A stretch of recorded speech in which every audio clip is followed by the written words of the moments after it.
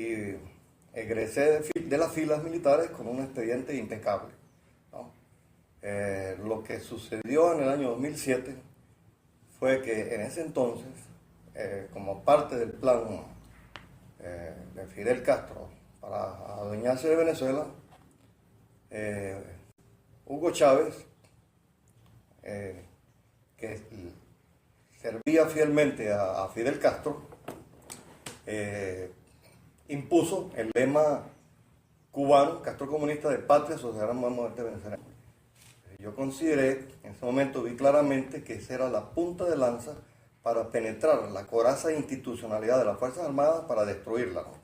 Naturalmente, si usted politiza una institución militar, un ejército de cualquier país, y yo estoy hablando de un país donde existe el sistema republicano y democrático, al usted politizar las Fuerzas Armadas, usted las fragmenta y al fragmentarla, pues la debilita y la destruye. Y al destruir las Fuerzas Armadas, que es una de las columnas fundamentales de una república, pues usted puede ir después a destruir la república. Eso fue lo que sucedió aquí, ¿no?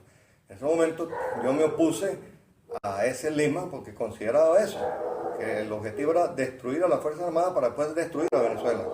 Entonces, inmediatamente, que yo siendo un general en servicio activo me opuse a ese lema, fui sometido por orden del mismo Hugo Chávez a una investigación penal militar que duró como aproximadamente unos 4 años, después a un juicio militar por el Consejo de Guerra de Caracas. Imagínense, me llevaron a Consejo de Guerra por eso, por cumplir el juramento que hice a mi patria, ¿no? Y después de eso fui condenado por el Consejo de Guerra de Caracas a arresto, ¿no? Todo por cumplir con mi deber como oficial, con mi juramento de soldado, ¿no? Entonces, realmente, en conclusión, cumplí mis 30 años de servicio en una forma total, con una hoja de servicio intachable, y pues al final de mi carrera, cuando era un general, se presenta ese evento y lo enfrenté, y pues, ahí fue que mi figura adquirió notoriedad pública. Las pruebas no las he presentado yo, las pruebas existen, las han presentado infinidad de personas, como el fallecido Eric Ewald, ¿no? Quien presentó pruebas en la parte electoral, específicamente, ¿no? El control que existe en la parte electoral, de todo lo que es el sistema electoral venezolano. Ahora, la infiltración cubana no es una cosa nueva, ni de este año, ni vino con Hugo Chávez, ¿no? Desde que Fidel Castro asumió el poder en Cuba, en 1959, amparado por la Unión Soviética, ¿verdad? Él se hizo marxista posteriormente, que llegó al poder en Cuba, inmediatamente desvió su mirada hacia Venezuela, por la inmensa riqueza natural que hay en Venezuela, entre ellos sobre todo el petróleo.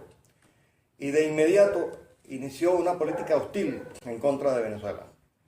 Todos deberían recordar que aquí hubo una guerra durante casi 10 años en la que los cubanos de Fidel Castro penetraban por la oleada por diferentes partes del territorio nacional, principalmente por las costas, ¿no? Constantemente llegaban envíos de armas. Guerrilleros venezolanos eran entrenados en Cuba en masa y eran enviados junto con combatientes cubanos a atacar a su propio país, ¿no? Este individuo, este criminal que usurpa la presidencia de la República, ordenó que buscaran a un general Viva y se lo llevaran preso. Lo único que le faltó decir fue que encadenado, ¿no? Entonces, lo que sucedió ese día, que es muy importante que lo sepa todo el mundo, es que el domingo 23, a eso de las 11 de la mañana, llegaron a mi casa aquí, empezaron a llegar las primeras unidades de los esbirros, entre los cuales venían cubanos, porque los vecinos lo detectaron. Yo salí desarmado a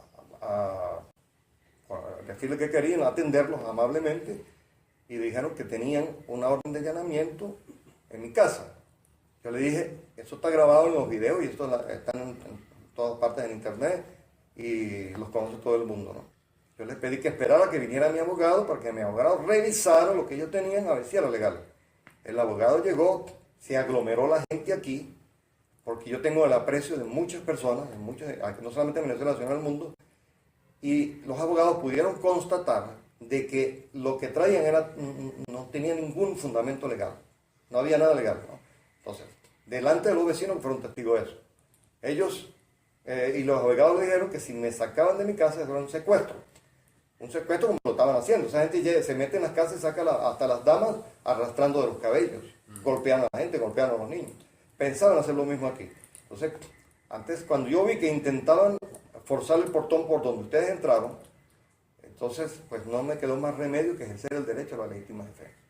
Eso es algo totalmente respaldado por el derecho, y hasta ahora lo que yo he estado aquí es ejerciendo mi derecho a la legítima defensa y actuando también como un oficial del ejército, como ya eso es sabido. Pues. Esa solución se le fue presentada en aquel momento a la misma dictadura, ¿no? Porque ese mismo día, el 23 de febrero, cuando sucedió eso, inmediatamente yo recibí un respaldo multitudinario de toda Venezuela. Todo el país se fue a la calle. Surgieron las barricadas en toda Venezuela, todo el mundo en respaldo a mi actitud digna, ¿no? Porque tal vez los venezolanos se veían reflejados en mí. Veían que estaban siendo violados en mi casa y que yo estaba defendiendo lo que a ellos le estaba, o sea, a mí le estaba pasando lo que a ellos les estaba pasando. Y recibí un respaldo masivo, no solamente de Venezuela, sino de muchísimas personas en todo el mundo, ¿no? Entonces, al ver ese respaldo, la dictadura dio un paso hacia atrás. Fidel Castro dio un paso hacia atrás. No se imaginaba eso. Entonces, enviaron una delegación a negociar conmigo. Y ellos se reunieron con mis abogados. Encabezando esa delegación estaba el general Rafael Hernández Dala, que era el director de contrainteligencia militar. Ellos hablaron con mis abogados y le dijeron a mis abogados que el general pida lo que quiera, que el general pida lo que desea, con tal de que acabemos con esta situación lo más rápido posible. Le diga al general que pida lo que le desee. Claro, ellos pensaron que yo iba a pedir dinero, que iba a pedir muchísimo dinero y que me permitieran irme del país. Eso es lo que estaban pensando ellos. Que yo pues iba a pedir mucho dinero, porque me dijeron pida lo que desee, y los testigos de eso son mis abogados. Entonces, pues lo que yo le pedí, que se hizo por escrito y fue difundido a la luz del mundo, ¿no? El documento existe, yo le puedo dar una copia si usted lo desea. En forma escrita, yo le pedí que yo me sometía a derecho solamente si se cumplían 3 condiciones, ¿no? Esa era la única solución pacífica al conflicto. Y todavía sigue siendo la única solución pacífica al conflicto que se vive en Venezuela. Que era, primero, que quien usurpa la presidencia de la República, el señor que responde al nombre de Nicolás Maduro Moros, demuestre su legalidad y su legitimidad en el cargo. De acuerdo al artículo 240 de la Constitución, que demuestre que es venezolano. ¿Okay?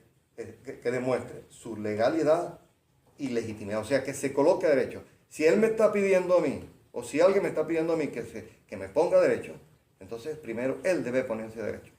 Y también, en segundo lugar, que todos los cubanos que se encuentran en la administración pública, en todas las estructuras del poder, incluyendo las Fuerzas Armadas, fuesen expulsados de Venezuela en un acto público. Le explicaba, en ese documento está explicado que solamente de esa forma veríamos que a Venezuela ha retornado el Estado de Derecho, ¿verdad? Y si existe el Estado de Derecho, yo inmediatamente me sometería a la disposición de las autoridades. Pero mientras tanto no, porque lo que impera en Venezuela, y todavía eso es así, es un estado de barbarie, donde el objetivo que tiene esta gente, la orden que ha sido dada en contra mía es de asesinarme. Porque la vez que vinieron a buscarme, además de venir como 700 personas, vinieron 2 batallones de guardias nacionales, etcétera, fuerzas cubanas y todo eso, estaban los famosos colectivos, o sea, las bandas criminales armadas, esperándome en el distribuidor de Prado del Este para asesinarme. Eso me fue advertido inmediatamente cuando dieron la orden de meterme preso, ¿no? Entonces, esa era la única solución pacífica. Se le planteó por escrito y fue recibida por el representante de Nicolás Maduro. Claro, ellos esperaban que yo iba a pedir dinero, que iba a pedir, dame tantos millones de dólares, permítame salir del país, y listo. Debe ser que ellos tienen tiempo resolviendo problemas así. Pero no, yo le dije, yo me quedo en Venezuela, yo me someto a derecho. Si usted se somete a derecho, en primer lugar, y en segundo lugar, si saca a todos los cubanos de Venezuela. Cuando yo vea eso, para mí significará que el Estado de Derecho ha vuelto a Venezuela y me entregaré a las autoridades. Mientras tanto no lo haré, porque en Venezuela lo que existe es un estado de barbarie. Y a un estado de barbarie yo me entrego. En un estado de barbarie yo defiendo mi casa y mi familia. En Venezuela nos encontramos en una ocupación extranjera del país, como lo acabo de explicar ya en las anteriores preguntas, yo he hecho un llamado a lo que debía haberse hecho hace mucho tiempo, que es que la nación se declare en resistencia ante una ocupación extranjera, para que esa es la única forma que tiene hasta respaldo jurídico, no solamente nacional, sino internacional, para que todos unidos, logremos expulsar al invasor cubano de nuestro territorio y volver a recuperar la República. Porque el origen de todos los males que está viviendo Venezuela es ese precisamente, que tenemos una presencia extranjera que está destruyendo el país con traidores venezolanos que están a su servicio. Esa es la realidad.